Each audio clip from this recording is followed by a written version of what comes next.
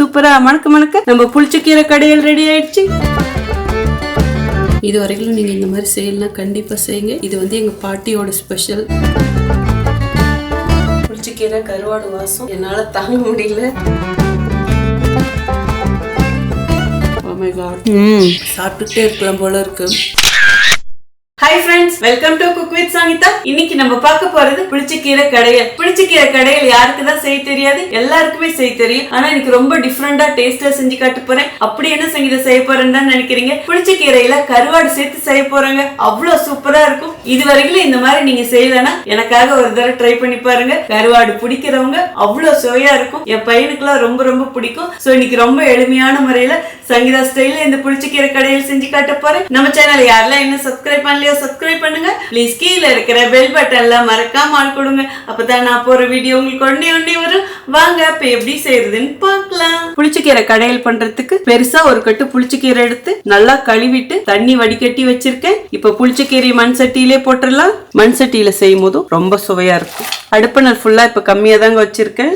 5 பல்லு சின்ன வெங்காயம் தட்டி வச்சிருக்கேன். அதுவும் இதுலயே போட்டுக்கலாம். சின்ன வெங்காயம் இல்லைன்னா பெரிய வெங்காயம் கொஞ்சம் கட் பண்ணி போட்டுக்கோங்க. 5 பல்லு பூண்டும் தட்டி வச்சிருக்கேன். அதுவும் இதுலயே போட்டுக்கலாம். அடுத்தது 10 பச்சை மிளகாய் எடுத்து வச்சிருக்கேன். இது ரொம்ப சின்னதா இருக்கிறதுனால நான் 10 போறேன். பெருசா இருந்தா 3 to 5 போட்டுக்கலாங்க. ஈவன் உங்க டேஸ்ட்டுக்கு ஏத்த மாதிரி நீங்க கூடி குறைச்சும் போட்டுக்கலாம். கீரை வெந்ததுன்னா ரொம்ப கம்மியா தான் வரும். சோ காரம் ரொம்பவும் அதிகமா போட்டுறாதீங்க. இந்த பச்சை மிளகாய் காரமும் கம்மியா இருக்கும், அதனாலதான் நான் 10 போடுறேன். இப்ப இந்த பச்சை மிளகாயை அப்படியே உடைச்சு போட்டுடலாங்க. பச்சை மிளகாய் இந்த புளிச்சக்கீரைக்கு நல்ல ஒரு ருசி கொடுக்குங்க. காரம் இவ்வளவு போடுறிய சங்கீதா அப்படின்னு நினைக்காதீங்க. இந்த புளிப்புக்கு இவ்வளவு பச்சை மிளகாய் போடும் போதுதான் அந்த புளிப்பெல்லாம் சேர்த்து இழுத்துரும் இந்த பச்சை மிளகாய். இதுலயே 1/4 டீஸ்பூன் மஞ்சள் பொடியும் போட்டுக்கலாம். அடுத்தது பழமா சின்னதா 2 தக்காளி எடுத்து கட் பண்ணி வச்சிருக்கேன். பெருசா இருந்தா ஒரு தக்காளி போட்டா கூட போதும். இதுவும் போட்டலாம். புளிச்சக்கீரையே புளிக்கும், இதுல தக்காளி வரையா அப்படின்னு கேட்காதீங்க. புளிப்பு தான் எடுக்கும். சோ இந்த மாதிரியே போடுங்க. இப்ப அடுப்பணல் மீடியமா வச்சிடலாம். இதுல 1/2 டீஸ்பூன் நல்லெண்ணெயும் விட்டுக்கலாங்க. நார்மலா நீங்க எந்த எண்ணெயில செய்வீங்களோ அதுலயும் செய்யலாம். இப்ப இதுல தண்ணி எல்லாம் ஊத்த வேணாங்க. ஜஸ்ட் அப்படியே கிளறி கொடுத்தா போதும். இது அப்படியே வெந்தாலே இதுல இருந்து கொஞ்சம் தண்ணி வரும். தக்காளி கீரையில இருந்து நீங்க தண்ணி ஊத்திட்டீங்கன்னு வச்சுக்கோங்க, ரொம்ப வளவளன்னு போயிடும். இது ஆபீஸ் புளிச்சக்கீரை. எனக்கு பெங்களூர்ல இதுதான் கிடைக்கும். நாட்டு புளிச்சக்கீரை கிடைச்சா இப்ப நான் செய்யற மாதிரியே செய்யுங்க, சூப்பரா இருக்கும். 2-3 நிமிஷத்துக்கு அப்படியே மூடி வச்சிடலாங்க. இடையில எடுத்து கிளறி கொடுக்கணும். இப்போ ஓபன் பண்ணி பார்க்கலாம். கிளறியும் கொடுத்துடலாம். தக்காளி இன்னும் கொஞ்சம் வேகணும். ஸோ எல்லாமே முக்கால்வாசி வெந்திருக்கு. அப்படியே இந்த தக்காளி உடச்சு விடலாம். தக்காளி எல்லாம் மசிஞ்சிடுச்சுங்க. இந்த ஸ்டேஜ்ல சின்னதா ஒரு துண்டு புளி போட்டுக்கலாம். கோழி குண்டு சைஸ் போட்டா போதும். புளி ரொம்ப அதிகமா போடக்கூடாது, ஆனா கொஞ்சமா போடணும். அப்பதான் அந்த புளிச்சக்கீரையில இருக்கிற புளிப்பை பேலன்ஸ் பண்ணும். எல்லாத்தையும் சேர்த்து கிளறி கொடுத்துட்டு 1 நிமிஷத்துக்கு அப்படியே வேக விட்டுறலாங்க. எல்லாமே நல்லா வெந்துடுச்சுங்க. இனிமே ஸ்டவ் ஆஃப் பண்ணிடலாம். இப்ப இது கடைஞ்சிக்கலாங்க. நான் ஸ்டவ் ஆஃப் பண்ணிட்டேன். இந்த மண் சட்டியில இருக்கிற சூடு தாங்க அப்படியே கொதிக்குது. இப்ப இதுக்கு தேவையான அளவு உப்பும் போட்டுக்கலாம். நான் 3/4 டீஸ்பூன் போட்டிருக்கேன். நீங்க உங்க டேஸ்ட்டுக்கு ஏற்ற மாதிரி கூடி குறைச்சும் போட்டுக்கலாம். ஒரு மத்து குச்சால இதை அப்படியே கடைஞ்சு விட்டுடலாங்க. அப்படியே ஒன்னும் பாதியமா கடைஞ்சா போதும். ரொம்ப நைஸா கடைய வேண்டாம். மிக்சியில மட்டும் போட்டு அரைச்சிடாதீங்க, அது டேஸ்ட் வேற மாதிரி போயிடும். நான் கொத்து போட்ட சட்டியில தாங்க கடையிறேன், அதனால கடையறதுக்கும் நல்லா வருது. ரொம்ப நைஸா இருந்தா டேஸ்டும் நல்லா இருக்காது. இந்த மாதிரி ஒன்னும் பாதியமா இருந்தா போதுங்க. இந்த அளவு கடைஞ்சா போதும்.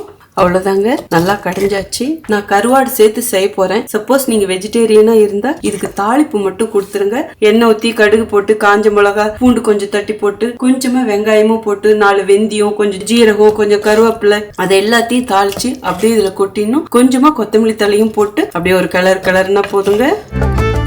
இப்ப நான் இதுல கருவாடு சேர்த்து செய்ய போறேன். வாங்க அதுவும் எப்படி செய்யறதுன்னு பார்க்கலாம். இப்ப கருவாடு தொக்கு செஞ்சுக்கணுங்க. அதுக்கு ஸ்டவ் ஆன் பண்ணி ஒரு பாத்திரம் வச்சுட்டேன். தேவையான அளவு எண்ணெய் ஊத்திக்கலாம். இந்த எண்ணெயிலேயே 1 டீஸ்பூன் கடுகு போட்டுக்கலாம். கடுகு பொரியுதுங்க. இனிமே மீதி தேவையான பொருட்களும் போட்டுக்கலாம். மீடியம் சைஸ் இஞ்சி எடுத்து தட்டி வச்சிருக்கேன், அதுவும் இப்ப இதுலயே போட்டுக்கலாம். 10 பல்லு பூண்டு தட்டி வச்சிருக்கேன், அதுவும் போட்டுக்கலாம். பூண்டு கொஞ்சம் நிறைய போடணுங்க. சின்ன வெங்காயம் 10 தட்டி வச்சிருக்கேன், அதுவும் போட்டுடலாம். சின்ன வெங்காயத்தை கொஞ்சம் பொடியாகவும் நறுக்கி வச்சிருக்கேன், அதுவும் போட்டுடலாம். சப்போஸ் சின்ன வெங்காயம் இல்லைன்னா பெரிய வெங்காயம் போட்டுக்கோங்க. 2 பச்சை மிளகாயும் அப்படியே உடச்சி போட்டுடலாம். எல்லாத்தையும் கிளறி கொடுத்துடலாங்க. இது நல்லா சவக்கிற வரைக்கும் வதக்கலாம். பூண்டு இஞ்சி வெங்காயம்லாம் தட்டி போடும்போது ரொம்ப சுவையாக இருக்குங்க. மீடியம் மணல்லே தான் இதை வதக்கணும். எல்லாம் பச்சை மணம் போகிற வரைக்கும் வதங்கிடுச்சு. சிவக்கவும் ஆரம்பிச்சிருச்சிங்க. இந்த ஸ்டேஜில் நெத்திலி கருவாடு 100 கிராம் எடுத்து அதை நல்லா கழுவிட்டு வச்சிருக்கேங்க. நல்லா கழுவிட்டுன்னா சுடுதண்ணி ஊற்றி கழுவி வச்சிருக்கேன். ஏன்னா இதில் உப்பு தன்மை அதிகமாக இருக்கும், மண்ணும் இருக்கும். இப்போ இதிலே போட்டுடலாம். இதில் 1/4 டீஸ்பூன் மஞ்சள் பொடி போட்டுக்கலாம். அப்படியே நல்லா கிளறி கொடுத்துடலாங்க. ரொம்ப போட்டு அப்படி இப்படி கிளற வேண்டாம், ஏன்னா கருவாடு தூளாக போயிடும். இதில் உப்பே போட வேண்டாங்க, ஏன்னா கருவாடில் உப்பு இருக்குங்கிறதுனால. இப்போ இந்த கருவாடுக்கு தேவையான மசாலா பொடியும் போட்டுக்கலாங்க. 1 டீஸ்பூன் வெறும் மிளகா பொடி போட்டுக்கலாம். நீங்கள் உங்கள் காரத்துக்கு ஏற்ற மாதிரி கூடி குறைச்சி போட்டுக்கலாம். மல்லிப்பொடி 2 டீஸ்பூன் போட்டுக்கலாங்க. இப்போ நல்லா கிளறி கொடுத்துடலாம். எண்ணெயிலே நல்லா வதக்கியாச்சு. இதில் கொஞ்சமாக தண்ணி ஊற்றிக்கலாம். கிளறியும் கொடுத்துடலாம். இது நல்லா கொதிச்சு வரட்டுங்க.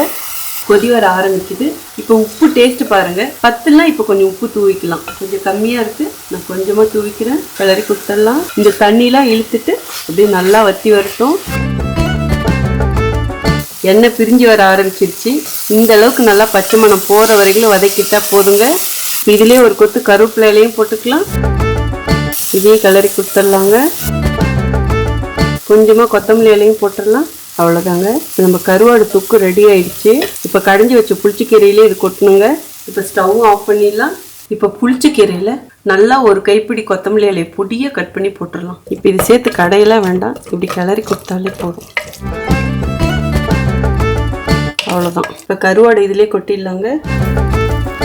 எல்லா கருவாடும் கொட்டியாச்சுங்க. இப்போ அப்படியே எல்லாத்தையும் நல்லா ஒரு தடவை மிக்ஸ் பண்ணிடலாம். கருவாடு அப்படியே கொஞ்சம் உடையும், அதை பற்றி கவலை வேண்டாம். அப்படியே அங்கங்கே உடஞ்சிருந்தா தான் டேஸ்ட்டும் நல்லாயிருக்கும். இந்த புளிச்சக்கீரையோடு சேரும்போது புளிச்சக்கீரை கருவாடா அப்படின்னு நினைக்கலாம். செஞ்சு பாருங்க அதோட சுவையை. அவ்வளோதாங்க. நல்லா மிக்ஸ் பண்ணியாச்சு.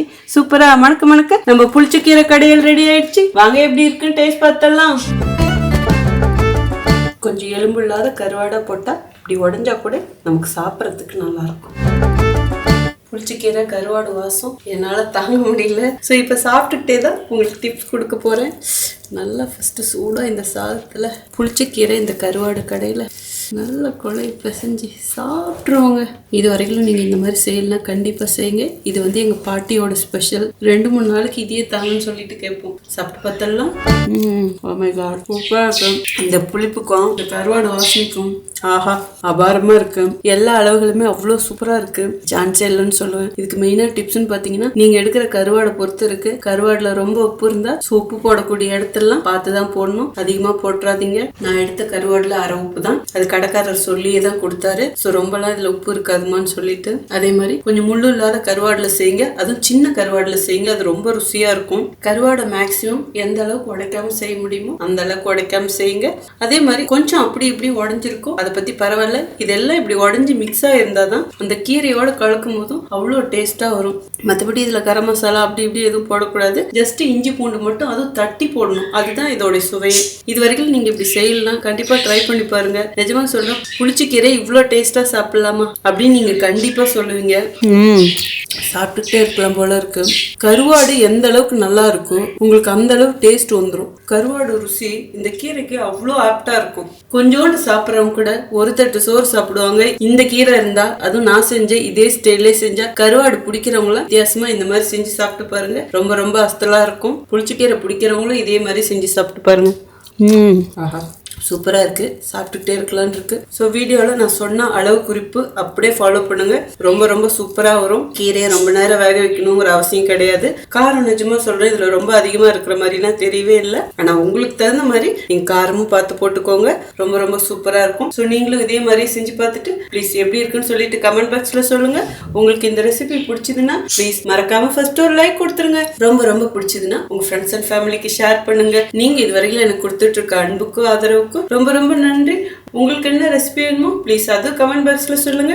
இன்ஸ்டாகிராம், ஃபேஸ்புக்லயும் குக் வித் சங்கீதா பேஜஸ் இருக்கு. அதுவும் அப்படியே லைக் பண்ணி ஃபாலோ பண்ணிக்கோங்க. அடுத்த ஒரு சூப்பர் ஸ்பெஷல் வீடியோல உங்களை சந்திக்கிறேன். Until then, see you. Bye bye. Love you all.